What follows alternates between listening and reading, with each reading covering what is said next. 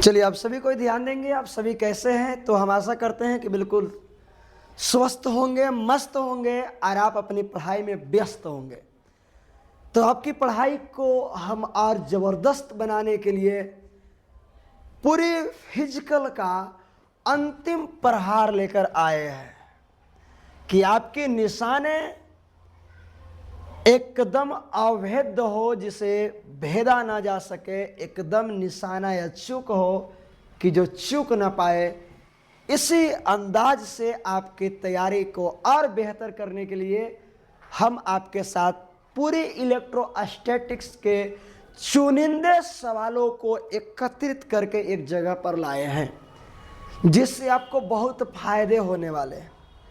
आप बहुत सारे क्वेश्चन बैंक, आप किताब सिताब बहुत सारे बातें पढ़े होंगे, लेकिन समस्या होती है कि इतनी अथाह पड़ी हुई है किताबों में, इस संसार में सवाल है कि किसको हम पढ़ें किसको छोड़ें, इसका चयन करना बड़ा मुश्किल हो जाता है। तो ऐसे सवालों को चयन करना मुश्किल हो जाता है, लेकिन हम आपको उस चयन करने में आसान बनाएंगे, क्योंकि एक पढ़ाई के साथ साथ, मेहनत के साथ साथ एक अच्छे मार्गदर्शक की भी आवश्यकता होती है, और वो आपका मार्गदर्शक आपका भाई बैठा हुआ है। आप परेशान ना हो, केवल आप तैयारी करते रहो, जैसे जैसे कहते हो वैसे चलते रहो, एक दिन डंका आपका ही बजेगा, है ना। तो तैयारी किस दिशा में कितनी करनी है, इस बात की भी हमें जानकारी होनी चाहिए, और नहीं तो केवल ऐसे ही पढ़ते रहेंगे तो ऐसे सवालों का हल हमसे नहीं होगा। तो चलिए, हमने पूरी फिजिकल केमिस्ट्री का जो है अंतिम प्रहार के रूप में हमने सवालों को एकत्रित किया है। उन सभी सवालों को एकाएकी करके बारी बारी से सभी सवालों को हम लोग बिल्कुल बिंदास तरीके से देखेंगे, ताकि आपको एग्जामिनेशन में आपको कोई टेंशन नहीं, बिल्कुल मुस्कुराते रहें।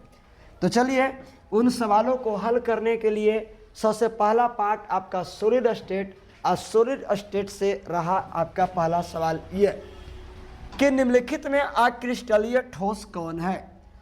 तो भैया, अक्रिस्टलीय कौन है?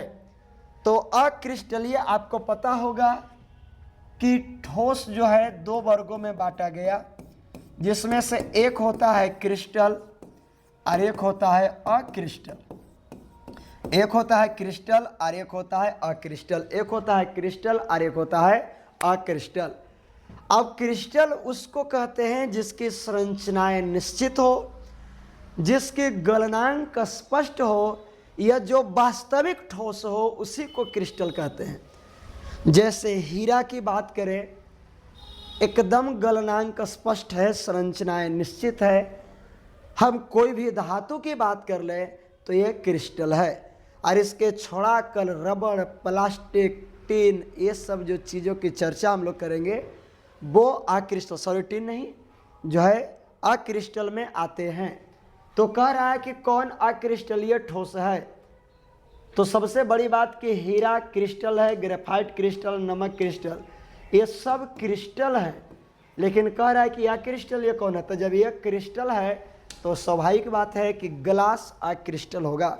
देखना, कभी कभी आप ग्लास को यानी कांच को जब आग के पास ले जाएंगे तो वैसा नहीं कि एक फिक्स टेम्परेचर चाहिए तबे वो गलेगा, ये पिघलेगा, ये जलेगा, नहीं। ले जाएंगे तो पहले धीरे धीरे मुलायम किसी और टेम्परेचर पर होगा, गलेगा किसी और टेम्परेचर पर, जलेगा किसी और टेम्परेचर पर। देखने में तो ठोस लगता है, लेकिन उसके आंतरिक भाग द्रव जैसा होता है। इसीलिए कभी कभी इसको सुपर कूल्ड के नाम से भी जानते हैं, है ना। तो ये ध्यान रखेंगे, ग्लास आपका अक्रिस्टलीय हो गया। दूसरा सवाल हम लोग देखें तो दूसरा सवाल आपके ये रहे कि अक्रिस्टलीय ठोस होते हैं। तो अक्रिस्टलीय ठोस अगर जो हम लोग बात करें तो ठोसों में दो तरह के गुण पाए जाते हैं, एक समदैशिक, एक विषमदैशिक।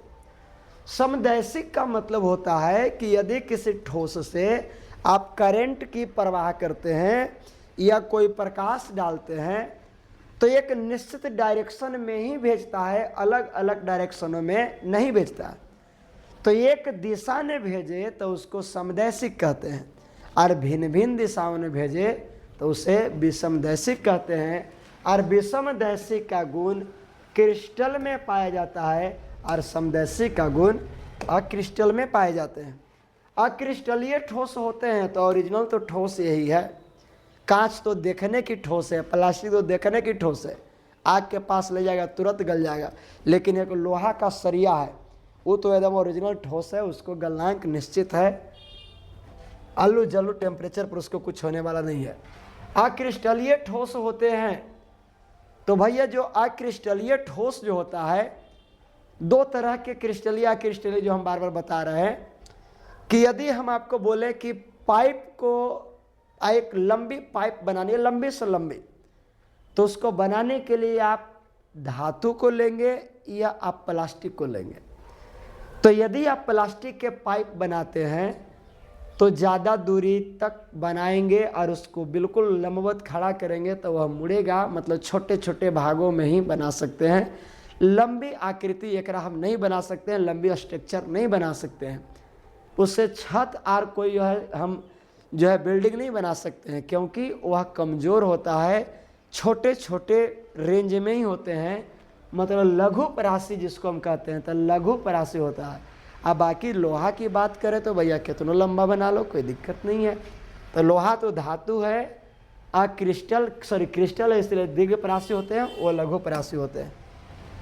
अगला बोल रहा है निम्नलिखित में क्रिस्टलीय ठोस है तो रबर, प्लास्टिक, मोम, धातु क्रिस्टलीय। तो आप देखेंगे तो ये तीनों एक ही जात बुझा रहा है, रबर भी मुलायम, प्लास्टिक भी मुलायम, मोम भी मुलायम। कभी कभी देखो कुछ सवाल नहीं भी आती है ना, तो ऑप्शन से आपको बातें समझ में आ जाएगा, और कुछ ऑप्शन सेम रहे या जो भिन्न रहे वही आपका आंसर होता है। तो रबर, प्लास्टिक, मोम तो लगभग समान गुण वाले पाए जाते हैं, धातु लोहा की बात करें तो अलग अलग गुण पाए जाते हैं, तो आपका ऑप्शन यही सही है। अगला सवाल है निम्नलिखित में कौन रवादार है? अरे भाई रवादार, रवादार हम लोग क्रिस्टल को बोलते हैं। किसको बोलते हैं? क्रिस्टल। क्रिस्टल को रवादार कहते हैं। तो क्रिस्टल तो इसमें हीरा ही है ना। NaCl का कोऑर्डिनेशन नंबर कितना होता है? समन्वयन संख्या कितनी होती है? तो समन्वयन संख्या इसकी 8 होती है। अगला बात करें तो इसकी संरचना कैसी होती है? तो अष्टफलकीय होता है। अष्टफलकीय होता है नहीं, अष्टफलकीय नहीं होता है, फलक केंद्रित होता है, फलक केंद्रित। आयनिक ठोस विद्युत के होते हैं, आयनिक ठोस विद्युत के। ऐसे तो आयनिक दोनों होता है। जैसे हम बात करें आयनिक कंपाउंड NaCl का, तो आणविक जो यौगिक है वो दोनों होता है। ठोस अवस्था में रहेगा तो ये कुचालक होते हैं। ठोस अवस्था में विद्युत का क्या होता है? कुचालक। और यही जब द्रव अवस्था में जाता है ना तो सुचालक बन जाता है। द्रव अवस्था में सुचालक, क्योंकि आयन के रूप में वह टूट जाते हैं। तो ये द्रव अवस्था में रहेगा तब। यहाँ बोल रहा ठोस, तो ठोस में तो वह चालक मारेंगे, इसमें कोई हिचकिचाहट नहीं है। सहसंयोजक ठोस का उदाहरण है, तो भाई सहसंयोजक ठोस का उदाहरण जो है वो आपका हीरा है। हीरा, ग्रेफाइट और सब है, सब है, सब है, ये सब है। ऑल ऑफ दिस आपका आंसर है। तो हीरा जो है वो आप सहसंयोजक जो है सब में पाया जाता है। उसके बाद आपका जो दूसरा अध्याय आता है, वो दूसरा अध्याय का नाम सॉल्यूशन है। अब सॉल्यूशन पे हम लोग देखेंगे। तो सॉल्यूशन का पहला सवाल आपका किधर गया? सॉल्यूशन, एक सेकेंड, सॉल्यूशन का सवाल तो मिला है लेकिन दूसरा से मिला है। उसका पहला सवाल किधर है भाई? उसका पहला सवाल ये रहा। पहला सवाल ये रहा कि बिलियन में किसकी मात्रा अधिक होती है? तो बिलियन मतलब कोई शरबत या घोल। आप कोई शरबत बना रहे हैं तो शरबत में आप चीनी डालेंगे, शरबत में आप पानी डालेंगे, लेकिन किसको ज़्यादा डालेंगे? आप चीनी ज़्यादा डालेंगे क्या? तो चीनी ज़्यादा डालेंगे तो उसको पीना है, उसको खाना नहीं है। और डाल दोगे यहाँ तक खाए पड़ेगा, पीने के लिए नहीं बनेगा वो। तो जिसकी मात्रा ज़्यादा होती है वही विलायक कहलाता है। तो बोल रहा है कि बिलियन में किसकी मात्रा ज़्यादा होती है? तो भाई विलायक की मात्रा ज़्यादा होती है। तो बिल्कुल विलायक की मात्रा ज़्यादा होती है, इस बात को आप ध्यान रखेंगे। विलायक की मात्रा ज़्यादा होती है। दूसरा सवाल ये रहा सॉल्यूशन का, कह रहा है कि ऑक्सीजन की कमी से उत्पन्न होती है, तो ऑक्सीजन की कमी से एनॉक्सिया होता है। जब आप पहाड़ पर या ऊंचे जगह पर चल जाएंगे तो ऑक्सीजन की कमी हो जाएगा, और ऑक्सीजन की कमी से आपके मस्तिष्क में एक बीमारी होगा जिसका नाम रहेगा एनॉक्सिया। और एनॉक्सिया आपको हो जाएगा तो आपको सोचने समझने सही गलत का निर्णय करना बड़ा मुश्किल हो जाता है। बहुत खतरनाक बीमारी होता है रे भाई। कभी कभी 10 मंजिला कभी पहाड़ पर जाने के बाद लोग आत्महत्या कर लेते हैं। तो आत्महत्या के पीछे इसी का कारण, तो कुछ कारण तो ये है कि बेचारे डिप्रेस रहते हैं, और कुछ यहू करता है कि एनॉक्सिया होता है, वायुमंडल दाब कमता है, ऑक्सीजन कमता है, और कमने की वजह से सोचने समझने की क्षमता खत्म होती है। क्या गलती है क्या सही है, बड़ा दिक्कत हो जाता है। तो उसको हम लोग एनॉक्सिया कहते हैं, जब ऑक्सीजन की कमी होती है तब। तीसरा सवाल ये रहा कि निम्न में अनुसंख्यक गुणधर्म नहीं है। तो अनुसंख्यक गुणधर्म होते हैं निम्नलिखित प्रकार के, हम बोल सकते हैं 4 प्रकार के बोल सकते हैं, जिसमें पहला होता है वाष्प दाब का अपेक्षिक अवनमन, वाष्प दाब का अपेक्षिक अवनमन। अगला होता है हिमांक का अवनमन, फिर होता है क्वथनांक का उन्नयन, और अगला होता है परासरण एवं परासरण दाब। लेकिन कह रहा है कि नहीं है, तो ये सब तो होते हैं, नहीं है तो द्रव्यमान अनुसंख्यक गुणधर्म नहीं है। ताप बढ़ने पर मोलरता क्या होती है? तो ताप बढ़ने पर मोलरता घटती है। ताप बढ़ने पर मोलरता घटती है। याद रखना, मोलरता जो है ना, मोलरता, ये मोलरता व्युत्क्रमानुपाती कर्मानुपाती होता है ताप का। तो ताप बढ़ेंगे तो ये घटेगा, और ये घटेगा तभी बढ़ेगा, है ना। तो ये कहलाता है। बाकी मोलरता किसको कहते हैं ये तो आपको क्लास में समझाया गया होगा, बताया गया होगा बहुत बेहतर तरीका से, है ना। चलो, तो ये घटेगा, जब वो बढ़ेगा, टेम्परेचर बढ़ेगा तो घट जाएगा, बहुत नॉर्मल सी बात है। किस पर ताप का प्रभाव नहीं पड़ता? अरे भाई नहीं पड़ता, तो अभी मैंने बताया कि इस पर तो पड़ता है और इस पर ही पड़ता है, तो मोलरता पर ताप का प्रभाव नहीं पड़ता। अगला बोलता है बर्फ में नमक क्यों मिलाते हैं भाई? तो बर्फ में नमक मिलाते हैं हिमांक को कम करने के लिए। हिमांक घट जाता है, हिमांक घट जाता है, जमने की प्रवृत्ति कमती है उसको, नॉर्मल से सवाल है। अब जानते हो इसी ऊन से आइसक्रीम वगैरह में किया जाता है, या वैसे बर्फीलो चोटियों से कोई सड़क गुजरती है ना, तो रात में उस पर नमक का छिड़काव कर दिया जाता है ताकि बर्फ़ ना जमे और आसानी से हट जाए, ताकि जो है गाड़ी आवाजाही करते रहे, और नहीं तो बर्फ़ का जो है जम जाएंगे, गाड़ियों का आवाजावन बंद हो जाएगा। अगला सवाल है, ओह कौन सा सवाल हमने देख लिया, तो ये हाँ अगला सवाल है, निम्नलिखित में किसका हिमांक अधिक होता है? तो किसका हिमांक अधिक होता है, ये सवाल तो कुछ अटपटा है, लेकिन इतने में चुनना है तो हम इसको मारेंगे, पोटेशियम सल्फेट को मारेंगे, डाई पोटेशियम सल्फेट को हम लोग मारेंगे। बहुत बेहतर सवाल है। पदार्थ की विलयता निर्भर करती है, तो पदार्थ की विलयता तो प्रकृति पर भी निर्भर करता है, पदार्थ की विलयता विलय पर भी निर्भर करता है, पदार्थ की विलयता ताप पर भी निर्भर करते हैं, और पदार्थ की विलयता दाब पर। और इतने चीज़ पर तो ये निर्भर करता है, लेकिन कह रहा है कि निर्भर करता है। अच्छा, इतने पर करवे करता है, शब्द ये दिया तो सब हो जाएगा। चलो अगला बोलता है विलयन जिसमें परासरण दाब समान होता है तो समपरासी कहलाता है। समान मतलब समपरासी, एकदम छक्का मार दो तुरंत। अर्धपारगम झिल्ली द्वारा कौन जाएगा? तो भैया सॉल्वेंट कण जाएगा। सॉल्वेंट कण गमन करते हैं अर्धपारगम झिल्ली द्वारा। सॉल्वेंट जैसे अर्धपारगम झिल्ली का मतलब है कि आपने कोई छन्नी लिया है और छन्नी से आप चाय छान रहे हैं, तो ज़्यादा चाय गुजरेगा, चाय पत्ती के तो ऊपर ही छान लेगा, और चाय पानी और दूध जो था ना वही आपका सॉल्वेंट था, तो सॉल्वेंट कम जाएगा और वो नहीं जाएगा। चलिए, उसके बाद आपका सॉल्यूशन के बाद अगला आता है जिसका नाम है इलेक्ट्रोकेमिस्ट्री। तो इलेक्ट्रोकेमिस्ट्री को हम लोग देखें, इलेक्ट्रोकेमिस्ट्री किधर है? तो इलेक्ट्रोकेमिस्ट्री आपका किधर है? ये रहा इलेक्ट्रोकेमिस्ट्री, ये रहा इलेक्ट्रोकेमिस्ट्री। इलेक्ट्रोकेमिस्ट्री में आप देख सकते हैं सवाल बहुत बेहतर और बहुत सुंदर बनाया गया है। निम्न में कौन वैद्युत अपघट्ट है? अरे वो भाई बहुत लाजवाब सवाल है ये। कौन वैद्युत अपघट्ट है? तो वैद्युत अपघट्ट और एक होता है वैद्युत अन अपघट्ट, एक होता है अन अपघट्ट, अन अपघट्ट, अन अपघट्ट, और एक होता है अपघट्ट। और अन अपघट्ट हम लोग उसको कहते हैं जिससे विद्युत धारा की प्रवाह नहीं होती है, अपघट उसको कहते हैं जिससे विद्युत धारा की प्रवाह होती है। तो ये कहता है कि अपघट है तो ये सबसे होगा, अम्ल से तो सबसे होते हैं, तो सबसे होगा। सीधा सीधा बात, अम्ल क्षार से सबसे होता है। निम्न में कौन वैद्युत अनपघट है? अरे भैया चीनी अम्ल नहीं है, ना चीनी अम्ल नहीं है, यूरिया अम्ल नहीं है, क्लोरोफॉर्म अम्ल नहीं है, तो ये सब विद्युत अनपघट है, इस सबसे करंट का प्रवाह नहीं होता है। तो कह रहा है कि कौन अनपघट है? तो सभी, एक एक। अगला कहता है कि गैल्वेनिक सेल में एनोड क्या होता है? तो गैल्वेनिक सेल में एनोड ऋणात्मक होता है, बिल्कुल। रिडॉक्स रिएक्शन होता है किस में? तो आयन चालन में, इलेक्ट्रॉनिक चालन का नहीं होगा। नाम में पता चल रहा है कि रिडॉक्स रिएक्शन मतलब धन आयन और ऋण आयन, इलेक्ट्रॉन को लेना और देना, और लेने देने का काम आयन कर सकता है, इलेक्ट्रॉन कैसे करने लगा? कहा कि इलेक्ट्रॉनिक चालन जो है ना, ये धातु, इसको धातुई चालक के भी नाम से बोलते हैं, इसी को धातुई चालक कहते हैं, ये धातुई चालक है। लेकिन जो लिक्विड होते हैं उससे करंट की प्रवाह होती है, तो आयनिक चालन होता है। और आयनिक चालक इलेक्ट्रॉन को लेता भी है और देता भी है, और लेना या देना और देना ऑक्सीडेशन और लेना रिडक्शन, और ये दोनों को मिलाते हैं तो कहलाता है रिडॉक्स, तो आयनिक चालन कहलाएगा। बहुत लाजवाब सवाल रहा। आदर्श बैटरी का विशेषता क्या हो जाना चाहिए? वाह क्या सुंदर सा सवाल है।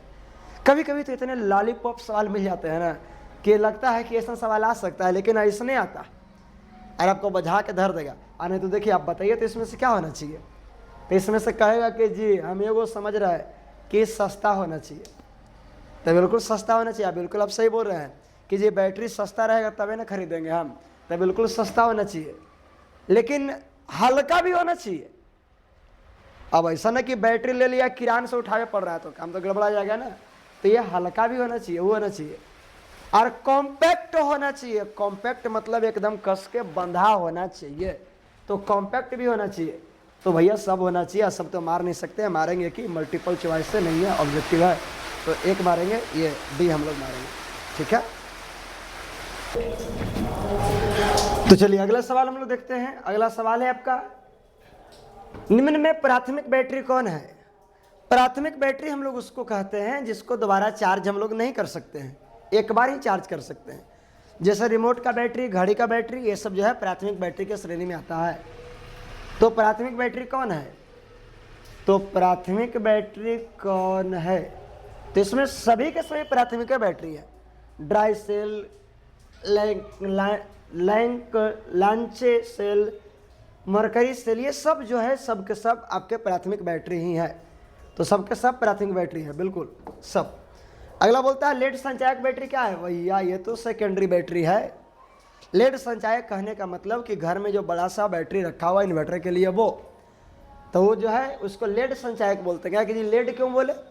तो लेड ही चलते कि ओकरा में जो एनोड और कैथोड रहता है ना, वो पीवी का बना होता है लेड का, एगो पीवी के डाइऑक्साइड के बने होते हैं, इसलिए उसे लेड संचायक बैटरी कहते हैं। और उसे उपयोग करके फिर डिस्चार्ज करके फिर चार्ज करेंगे, फिर डिस्चार्ज करके फिर चार्ज करेंगे, यानी सेकेंडरी है, वह उसको बार बार उपयोग में लाया जा सकता है। अगला सवाल आपका बोल रहा है लोहे में संक्षारण यानी लोहा में जो जंग लगा है उसका क्या सूत्र है? तो लोहा में जंग लगा है, इसका यह सूत्र है। यहाँ पर एक्स है, एक्स का मतलब कुछ भी हो सकता है, 1 2 3 4 5 कुछ भी हो सकता है, लेकिन कह रहा है कि जी 5 तो यहाँ है, तो यहाँ क्यों नहीं है? तो बिल्कुल ये वाला तो मैच कर गया यार, ये भी वाला भी मैच करा, लेकिन यहाँ पे 2 यहाँ पे मैच नहीं कर रहा है, और ये आपका सही आंसर है। चलिए अगला सवाल आपसे पूछता है ईंधन सेल की दक्षता होती है, और वाह क्या सवाल है। ईंधन सेल की दक्षता क्या होती है? तो भैया ईंधन सेल की दक्षता तो 70% होती है ना। अगला बोलता है संक्षारण का कारण क्या है? अच्छा, संक्षारण मतलब जंग लगने की कारण क्या है? तो नमी, मतलब वायुमंडल में अगर जो नमी है उससे भी जंग पकड़ेगा, ये वो सही है।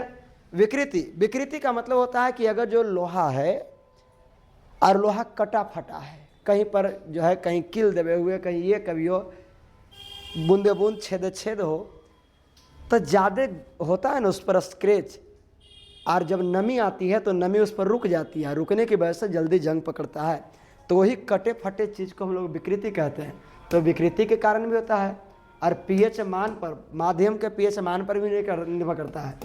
लेकिन इस पर थोड़ा सा ध्यान रखना कि अगर जो पीएच मान ज़्यादा रहेगा, पीएच मान क्या रहे ज़्यादा, तो संक्षारण कम होंगे, संक्षारण कम होगा, यानी वायु माध्यम का पीएच मान ज़्यादा हो तो संक्षारण कम होंगे, यानी जंग कम पकड़ेगा। यदि संक्षारण कम हो तो संक्षारण ज़्यादा होगा। संक्षारण क्या होगा? ज़्यादा। तो पीएच मान पर मतलब ऑल पर निर्भर करेगा।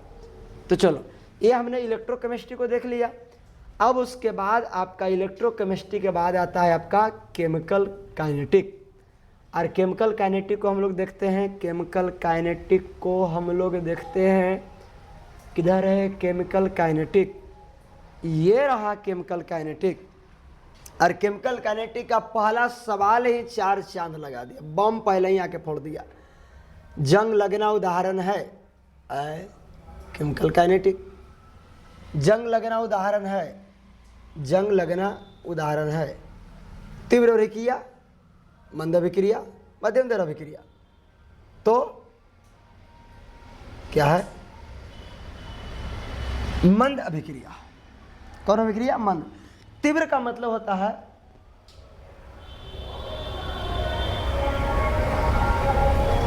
तीव्र का मतलब होता है अचानक कोई काम हो जाना। और मंद का मतलब होता है बहुत समय लगना। और मध्यम का होता है बहुत कम, बहुत ज़्यादा भी ना लगे और बहुत जल्दी भी ना हो। जैसे लोहा में जंग पकड़ना, ये आप देखते रहे, आपको समझ में नहीं आया कहीं जंग पकड़ लिया, लेकिन आपके सहपाठी, आपके दोस्त, आपके मित्र, आपके गार्जियन आएंगे ना, तब वो देखेंगे तो कहेंगे कि आप पहले हम ऐसे देखे थे, अभी ऐसे हो गया। तो जंग लगते हैं, धीरे धीरे लगते हैं। तो जंग लगना जो है मंद गति अभिक्रिया का उदाहरण है। अगला बोल रहा है अभिक्रिया दर को प्रभावित करने वाले कारक क्या है? तो अभिक्रिया दर के प्रभावित करने वाले कारक ताप, विकिरण, उत्प्रेरक सब होते हैं। बिल्कुल। प्रथम कोटि अभिक्रिया में के की इकाई क्या होते हैं? वाह, बहुत लाजवाब और बिंदास सवाल है। क्या होता है इसका? तो ध्यान देना, (-1 होता है इसका। क्या? के का ये।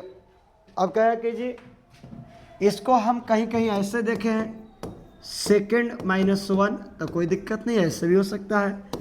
ये इसको 1/2 या 1/समय सेकंड भी हम बोल सकते हैं, कोई दिक्कत नहीं है। तो ये आपका ये होता है। अगला देखेंगे, अभिक्रिया इतना इतना की, अनुक्ता क्या है? तो अनुक्ता मतलब होता है कि कितना अनुभाग लिया। और ये प्रोडक्ट है, तो प्रोडक्ट से मतलब ये नहीं, रिएक्टेंट वाला में कितना अनुभाग लिया। तो रिएक्टेंट ये है, तो ए के गो है, तो ए एगो है, बी के गो है, 3 गो है, और 3 है कितना हो गया? 4 गो। बिंदास 4 गो, 4 अणु एक में भाग लिए हैं। अगला बोलता है कि अभिक्रिया वेग इतना इतना की कोटि क्या है? वाह, बहुत लाजवाब सवाल, बहुत मस्त सवाल है। क्या है इसका? क्या अभिक्रिया की कोटि? तो अभिक्रिया की कोटि यह है कि हो जाएगा, कोटि हम लोग उसको कहते हैं कि ये दोनों जो है ना, ये अभिकारक है। और अभिक्रिया से पहले ऐसे था कि 1A था और 1B था, और यही जो अभिकारक की सांद्रता है, इस कितने हैं, यही को ऊपर लिख दिया जाता है पावर के रूप में। और यही पावर को जब जोड़ देंगे ना, वही अभिक्रिया की कोटि होता है। तो 1 + 2 यानी 3 है। बहुत बेहतर और लाजवाब सवाल रहा। अभिक्रिया वेग इतना का कोटि क्या? वाह, बहुत सुंदर सवाल है ये और लाजवाब है। ये चलते कि इसको हमने कहीं NCERT में इसको हमने देखा था।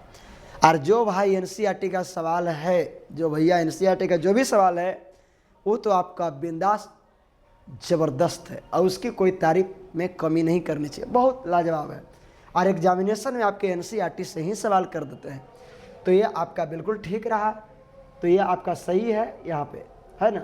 तो ये चीज़ें, ये तो समीकरण वहाँ का है, लेकिन कोटि पूछ रहा था। कोटि तो निकालने के लिए सिखाया कि 1/2 और 2 जोड़ दीजिए, तो 1 नीचे 2 हो जाएगा, तो 1 + 2 दूनी 4, तो 4 1 5/2 हो जाएगा, 5/2 हो जाएगा। बिल्कुल सही सवाल रहा, ज़बरदस्त सवाल रहा, मस्त सवाल रहा।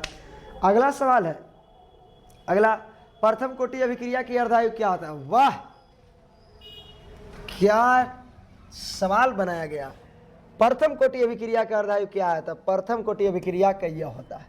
अर्धायु की बात करें तो यह प्रथम कोटि का होता है, और ये शून्य कोटि का होता है, ये शून्य कोटि का। और ये दोनों तो केवल माथा भ्रमित करने के लिए दिया गया, ठीक है। उसी तरीक़ा से अगला बोल रहा है शून्य कोटि। तो अभी हमने बताया कि शून्य कोटि का ये होता है।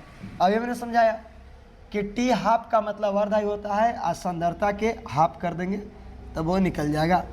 अगला आपका सवाल आता है, ये उदाहरण है, तो ये क्या उदाहरण है? तो उदाहरण ये है कि नाइट्रोजन और हाइड्रोजन मिलकर अमोनिया बनता है, लेकिन जब फेरिक डाल देते हैं ना, तब बनने की गति तेज हो जाती है, यानी बढ़ जाती है, और बढ़ना कहलाएगा कुछ धनात्मक। बढ़ना क्या कहलाएगा? धनात्मक। तो धनात्मक उत्प्रेरण का ये कारण है। तो चलिए, हमने 4 टॉपिकों को देखा, सॉलिड स्टेट, सॉल्यूशन, और अभी हमने देखा इलेक्ट्रोकेमिस्ट्री देखा, और हमने केमिकल काइनेटिक भी देखा।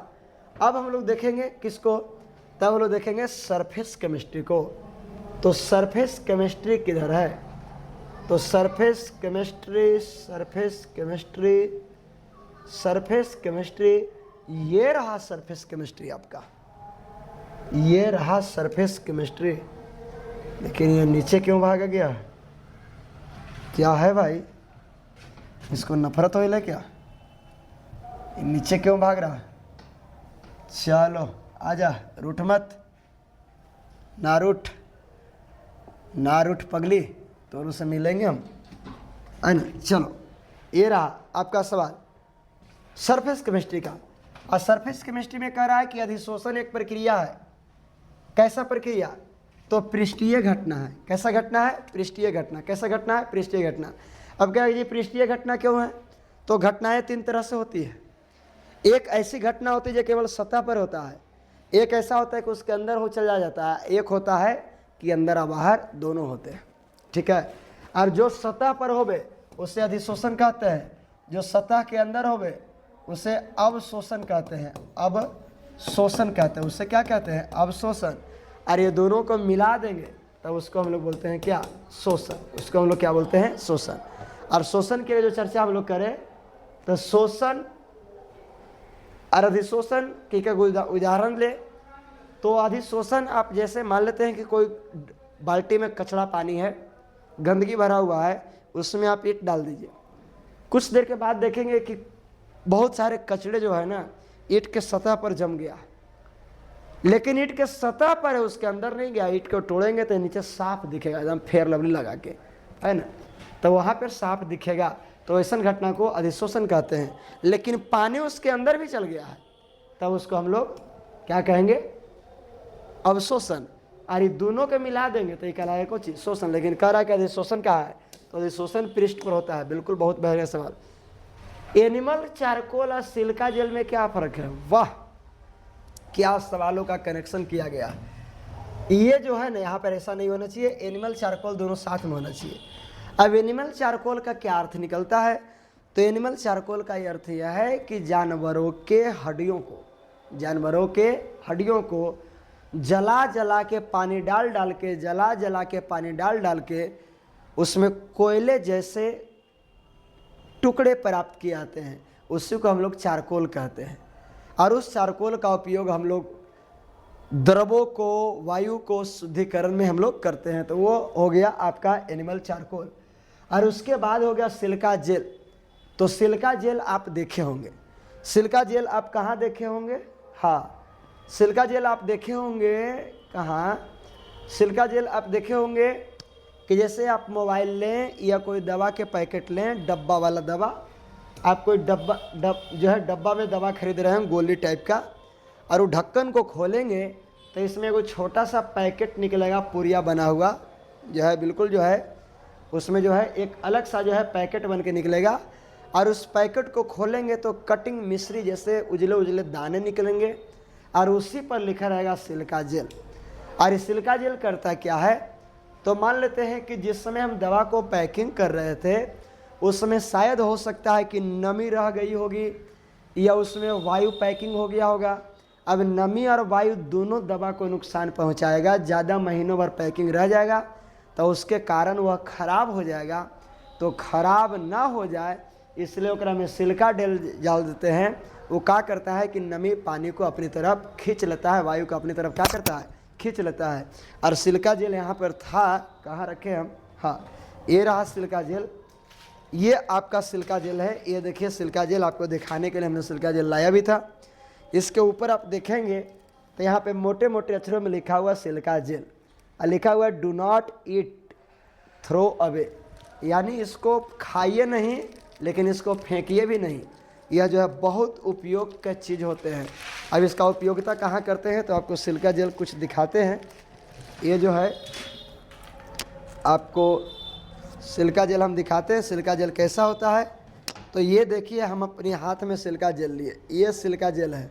बिल्कुल जो है इस तरह के कटिंग जो है, कटिंग मिश्री गोल गोल मिश्री के जैसा होंगे। इसको आप देख सकते हैं, यही सिलिका जेल है और इसका बहुत बड़ा उपयोग है। इसका उपयोग जो है आप नमी को दूर करने में कर सकते हैं।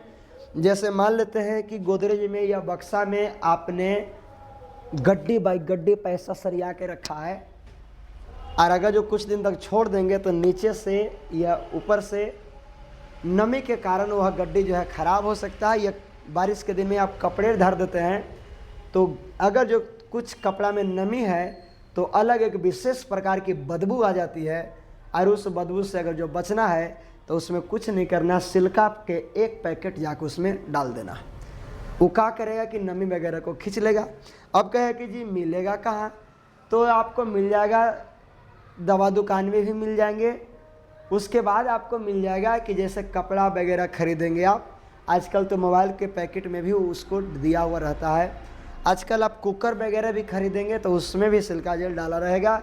यहाँ तक कि पैकिंग वाला कपड़ा भी खरीदते हैं तो उसमें भी छोटा सा एगो पाउच रहता है, उसी को हम लोग सिलिका जेल बोल रहे हैं। तो बहुत बड़ा उपयोग है, ऊपर खींचता है लेकिन ये गलता नहीं है, केवल ऊपरी सतह पर खींचता है, मतलब अधिशोषण का काम कर सकता है, अधिशोषण अवशोषण का काम नहीं करता है। चलिए, तो आपने सिलिका जेल को समझ गया। गैस तथा द्रव क्या है, तो गैस और द्रव अधिशोष है। अधिशोष का मतलब कि किसी न किसी रूप में ये चाहे तो किसी चीज़ के सतह के अंदर या सतह के ऊपर जाते हैं, अधिशोषण इसी का किया जाता है। तो यह अधिशोष है और यही दोनों अधिशोष है। एकदम दिमाग रखना, अगर जो प्रकृति में अधिशोष है तो यही दोनों अधिशोष हैं, गैस और द्रव है ना, ये अधिशोष है। अगला सवाल बोलता है कि अधिशोषण एक प्रक्रिया है। अरे भाई, अधिशोषण एक प्रक्रिया तो उसमें छिपी है, ये गलती लिखा हुआ है यहाँ पे, उसमें शोषी होना चाहिए था, उसमें छिपी है। उसमें छिपी कहने का मतलब कि वो वैसी क्रिया है कि जब क्रिया होती है ना, जब अभिक्रिया करता है, जब कोई सतह पर घटना होता है तो वहाँ से गरम गरम भाप निकलते हैं, यानी उष्मा का उत्सर्जन होता है, इसीलिए उसे हम लोग उष्मा क्षेपी अभिक्रिया के नाम से जानते हैं। अगला सवाल कहता है कि उत्प्रेरण अभिक्रिया दर को क्या करता है, तो उत्प्रेरण अभिक्रिया दर को बढ़ाता है, उत्प्रेरण अभिक्रिया दर को घटाता भी है, लेकिन दो ऑप्शन आपको चुनना नहीं है। तो आप ऐसा कीजिए कि चुन लीजिए परिवर्तित करता है, कहा कि परिवर्तित में दोनों आ गया, घटा भी सकता है और बढ़ा भी सकता है, तो यह अभिक्रिया दर को परिवर्तित करता है। बिल्कुल बहुत सुंदर सवाल रहा। उत्प्रेरण विष का करेगा। अरे भाई, विष मतलब जहर, विष मतलब जहर, और जहर किसी को नष्ट कर देगा, लेकिन दोनों मारा हुआ है, दोनों भी ऑप्शन में है। तो हम आपको पहले ही बताए हैं कि जब दोनों रहे तो एगो पर आप ध्यान दे देना। तो ये तो नष्ट करवे करता है, शायद ही उत्प्रेरक जो विष होते हैं ना, वो अभिक्रिया दर को कम भी करता है, तो कम भी करता है, नष्ट भी करता है, तो कन्फर्म आप मारेंगे सी। बिल्कुल बहुत बेहतर है। मिल्क मेडिसिन हेयर क्रीम किसका उदाहरण है? अच्छा, तो चलिए इसको हम लोग समझते हैं थोड़ी सी बात को। तो सॉल हम लोग किसको कहते हैं, तो सॉलिड प्लस लिक्विड को मिलाएंगे तो ये आपका यानी ठोस और द्रव के मिश्रण को हम लोग सॉल कहते हैं, और लिक्विड प्लस सॉलिड के मिश्रण को हम लोग जेल कहते हैं, और जो है ना लिक्विड के मिश्रण को हम लोग पायस कहते हैं। तो इसको हम लोग पायस कहते हैं, इसको हम लोग जेल कहते हैं, और इसको हम लोग सॉल कहते हैं।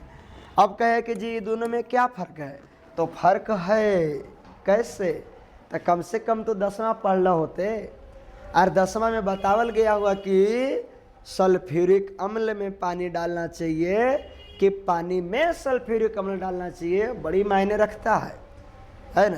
तो दोनों अलग अलग बातें वहाँ पे सिखाया गया होगा कि सल्फ्यूरिक अम्ल में पानी नहीं डालना चाहिए, क्योंकि यदि सल्फ्यूरिक अम्ल में पानी डाल दिया तो वो उड़ेगा, और उड़ के आपके चेहरे पर पड़ेगा, कहीं बाल पर पड़ गया तो टकला बना देगा, पूरा चेहरा को जला देगा, जो है खराब कर सकता है आपकी स्किन को, इसलिए नहीं डालना चाहिए। तो बिल्कुल इस बात पर भी डिपेंड करता है कि पानी में ऊ कि ओकरा में पानी है ना। तो इस बात को समझना, ये ना कि कन्फ्यूजन बना कि दोनों तो सेम हो जाएगा, नहीं, दोनों में आकाश जमीन का फर्क है। तो मिल्क मेडिसिन हेयर क्रीम क्या है, तो ये लिक्विड में लिक्विड का मिश्रण है, तो ये कहलाएगा पायस, ये कहलाएगा पायस। और पेंट में तो ये वो तो ठोस है, और पेंट में जब एक ठोस है और दूसरा द्रव के रूप में है तो ठोस और द्रव है, ठोस और द्रव है, तो ये सॉल कहलाएगा, वो सॉल कहलाएगा। और कड तो पक्का भैया जेल होता है, कड और बटल जेल होते हैं, ये जो है लिक्विड और इसका है। और हीमोग्लोबिन उदाहरण है। अच्छा, हीमोग्लोबिन तो पायस तो नहीं है, जेल तो नहीं है। और ऋणात्मक मतलब कम, हमारा खून इतना कमजोर है, हमारा खून तो बवाल है, गर्म खून है, हम तो धनात्मक हैं, तो बिल्कुल धनात्मक मारोगे। तो बिल्कुल आपने देखा, इसको धनात्मक मारेंगे। अगला सवाल आपका फिर से केमिकल काइनेटिक चालू होता है, तो केमिकल काइनेटिक चालू नहीं करेंगे हम लोग, जो है सरफेस केमिस्ट्री को लास्ट तक देख लिए। तो पूरी तरीक़ा से हमने पाँचों में जो है 10-10 सब्जेक्ट, 10-10 बहुत ही इंपॉर्टेंट सवालों का हमने कलेक्शन किया। और इसमें से जितने विद्यार्थी देख रहे हैं वो आप क्या करेंगे कि सभी सवालों को पॉज कर करके रुक के एक नोट कॉपी बना लेंगे, और उस नोट कॉपी को आप आखिरी रात में जाते समय देख लोगे। यकीन मानो आपका एग्जामिनेशन एकदम बवाल रहेगा, एकदम बवाल रहेगा, एकदम बिंदास रहेगा, आप मुस्कुराते हुए आएंगे। तो बिल्कुल बहुत बढ़िया आपका एग्जामिनेशन जाएगा। और हमारी तरफ से दिल से धन्यवाद और शुक्रिया है कि आप बहुत अच्छे से तैयारी कर रहे हैं। बहुत सारे विद्यार्थियों ने चैनल के प्रति प्यार आभार व्यक्त किया, और कुछ को तो समझ में नहीं आता है। एक खाली चीज़ हम मांगते हैं, ना तो आपसे पैसा मांग रहे हैं, ना तो आपसे हम खेती जोताते हैं, हम खाली कहते हैं कि अंगूठवा दबा देना। अब क्या है कि अंगूठवा दबाने से क्या होता है, तो होता कुछ नहीं है। ऐसा नहीं कि दबाएंगे तो आपका ब्लड खींच लेंगे हम, ऐसा कोई बात नहीं है। लेकिन हमें एक एनर्जी मिलता है, हमें लगता है ना कितने विद्यार्थी पढ़ने वाले हैं, और इतने पढ़ने वाले हैं तो अगर जो 10 भी पढ़ने वाले हैं तो 10 भी बहुत ज़्यादा होते हैं। और अगर जो 10 ने भी तैयारी बेहतर से कर लिया तो बहुत ज़्यादा 10 है, क्योंकि बोर्ड में टॉपर तो ये कहीं होते हैं ना, और हमारे पास 10-10 टॉपर बनने की इच्छा रखते हैं। तो बहुत बेहतर अच्छी तैयारी कर रहे हैं, और बहुत बेहतर जो है रिजल्ट रिस्पॉन्स मिलता है, बहुत दिल को अच्छा लगता है, और आपके प्रति लगन और मेहनत करने का भी जुनून हमें जागता है। लेकिन आप देखेंगे छोड़ देंगे तो लगेगा कि इंटरेस्ट आप नहीं ले रहे। तो चलते हमारी मनोबल बढ़ाने के लिए आप लाइक सब्सक्राइब, और अगर जो बेहतर है कि आप शेयर कर दे तो और सुंदर हो जाएगा। आपके जैसा आपके भाई आपके मित्र वो भी तैयारी कर सके, इसमें क्या दिक्कत हो जाएगा, है ना। तो बिल्कुल हमने कुल मिला के 50 सवालों को संग्रह किया, और बिल्कुल मस्त तरीके से, ज़बरदस्त तरीके से देखा। तो आज भर इस क्लास को इतना ही छोड़ते हैं। सभी को गुड लक, जय हिंद, धन्यवाद।